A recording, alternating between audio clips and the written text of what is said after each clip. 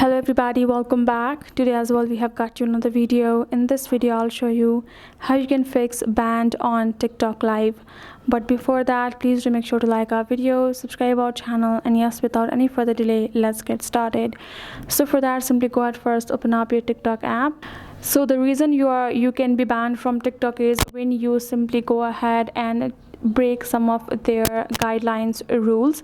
If you do that, then you will be blocked from the or banned from the TikTok itself. So for that, once you will simply receive a notification on this section. I have received the notification. You're gonna tap on the notification itself. Once you have tapped on the notification, you will find this option of appeal.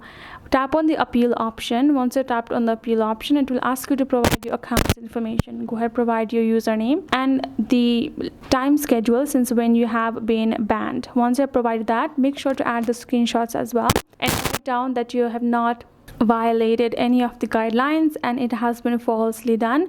So ask them to recheck it and make sure you do the appeal again and again, so you can be the first one they can look after. This is the only way for you to get unbanned from TikTok live. This video was helpful enough and thank you so much for watching. I'll see you guys in our next video.